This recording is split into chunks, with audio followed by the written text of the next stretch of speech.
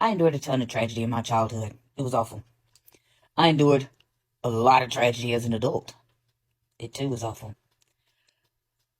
But there's still been one thing that's been the most awful of all that I don't think I'll ever get over. I don't think anyone ever does.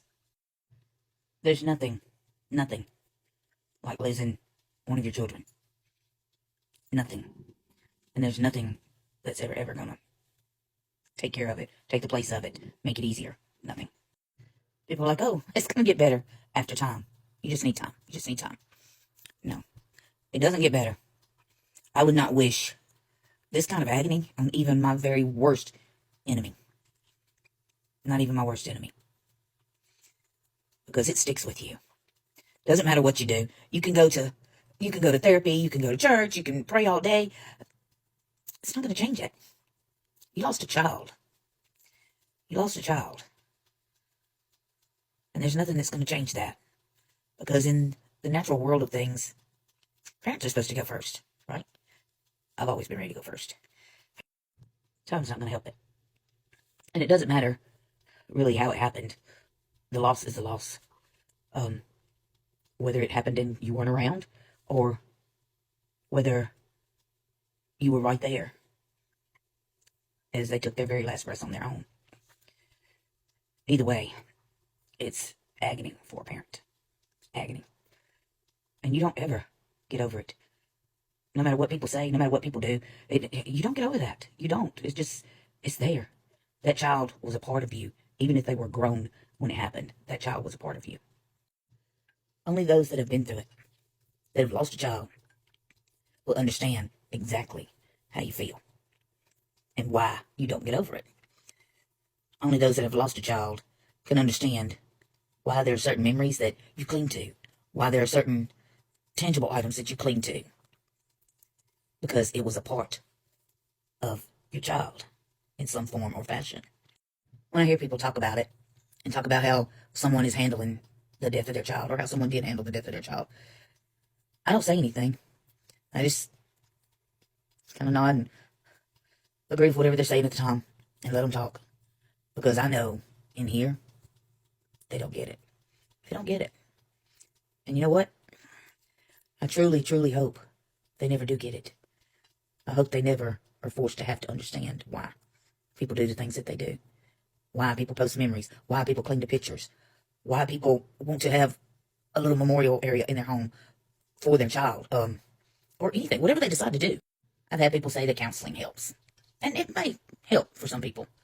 Some of us it's not going to help. But everybody always thinks, oh, they're depressed. They need a therapist. They need this, they need that. When in reality, they have no clue what we need. Sometimes we don't even have a clue what we need. I mean, who knows how to actually deal with this? Nobody does. We all just wing it. We all just wing it. I feel like I've aged 20 years in just the short time that my late son Blake's been gone. He passed from COVID and some pretty negligent medical care. But it seems like I've aged a lot. And I even look like I've aged a lot. It's unreal how it affects you. I don't know if that has anything to do with the fact that you felt like you should have went first. And that they should still be here, raising their children, running their business, and doing all the things that they're supposed to be doing in their 30s. And now he would have been 40 on his birthday. When he was alive, he was a very busy person. He had a very busy family. I mean, there was always a full docket going on in his house. Lots of kids, and everybody was doing extracurricular activities. He had a business to run, and everything was just go, go, go all the time. We didn't get to spend a whole lot of time together.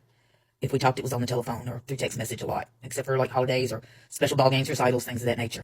Of course, now I wish that could have been different, but you can't change the past. And I didn't want to, at the time, interrupt his life and his family. He had a lot going on. And as a person that had been there once before, I understood that. But in his last days in the hospital, I was there. I was there a lot. A whole lot. And I tried to make sure that he knew I was there for him. And he knew. He knew. Now I spend a lot of my time trying to make sure that his girls, who are young teenagers now, have what they need, that their mom has what she needs to be able to do for them, and trying to spend time with them. Blake's dad does the same, trying to spend time with them. We don't want to lose that contact, that family contact. We feel it's important. It's a lot like the sand in the hourglass. Time is. You have just a little bit of time. It's going faster than you think. Excuse me. And you need to make sure you hug the right people. Make sure people know that you love them. Spend time with these kids that are growing up at the speed of light. Because pretty soon, you're going to be out of time. If you didn't do anything with that time, you're going to have regrets. You'll have regrets. We're all going to have the shoulda, coulda, woulda moments. Just like always. But there's nothing you can do about that. You have to live in the here and now. Because that sand is trickling out of that hourglass for all of us. We're not getting any younger. Definitely not getting any younger. But you've got to spend that time wisely. Be sure the people around you know how much you care about them. Hug those children. Hug those grandchildren. Say the I love yous. Spend time together. Make memories together. Take the dang pictures. Like it or not, take the pictures. And just enjoy the times that we have all lived together. And I'm not worried about the views that this video gets. I didn't make it for views. I made it because there's so many people out there that don't understand what parents that have lost a child go through and how difficult it can be. And some folks think that, you're supposed to just rip the Band-Aid off and move on. And if you can do that and something happens to your child, then, yay for you.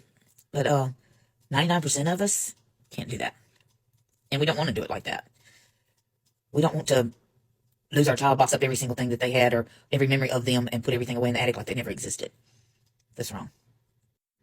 And as a person that's new to this kind of loss, new to this horrible game, I can tell you, I was once just like you. I didn't understand. I didn't get it. I wondered why they dwelled on it all the time. I wondered why they, couldn't get over it. Now I know. And now I'm right there with them. I understand. But you know what? If you don't get it and you don't understand, I really hope and pray that you never have to. I really do. I appreciate you listening. And I welcome any comments. Comments never bother me. And like I said, I hope and pray that you never have to endure what some of us have had to endure. It's absolutely tragic. Really tragic. But we celebrate the memories of our children. Because our children were awesome. And I'm sure your children are too. So go give them a hug and tell them you love them.